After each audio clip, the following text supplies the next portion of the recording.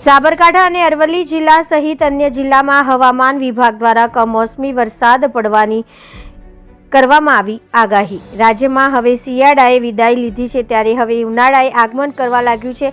લોકોને હવે સવારે ઠંડીનો અહેસાસ બાદ બપોરે ભારે ગરમીનો અહેસાસ થવા લાગ્યો છે, જેને લઈને હવે લોકોને એસી પંખાનો આશરો લેવાની જરૂર પડી છે।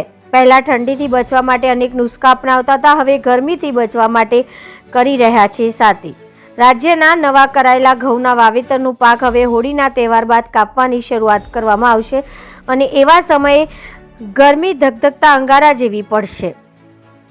પ્રાપ્ત માહિતી મુજબ આ સાબરકાંઠા અને અરવલ્લી જિલ્લામાં આ ઠંડી અને ગરમીના માહોલ વચ્ચે વરસાદ આગમન કરતા લોકોએ પણ હવે નુકસાન તરફ વરસાદ લઈ જઈ રહ્યો છે, કારણ કે નવા પાકનું વાવેતર કરેલ ઘઉંનું થોડાક દિવસ બાદ કપાત કરવામાં આવશે અને આવી પરિસ્થિતિમાં વરસાદ પડતા આ પાકને ઘણું નુકસાન થવાની પૂરેપૂરી શક્યતા છે।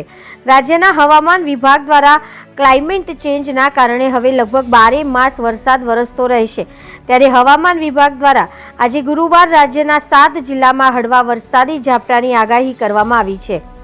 રાજ્યમાં અત્યારે લોકો મિક્સ ઋતુનો અનુભવ કરી રહ્યા છે, ત્યારે રાજ્યના હવામાન વિભાગ દ્વારા કમોસમી વરસાદ પડવાની આગાહી કરવામાં આવી છે।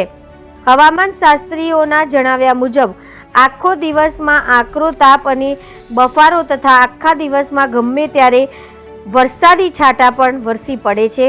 હોળી પછી ઉનાળાનું આગમન થતું હોવાનું મનાય છે, ત્યારે ગતરોજ અમદાવાદ, ભાવનગર, ભુજ અને રાજકોટમાં મહત્તમ તાપમાન 36 ડિગ્રી કરતાં બપોર વધારે નોંધાયું છે।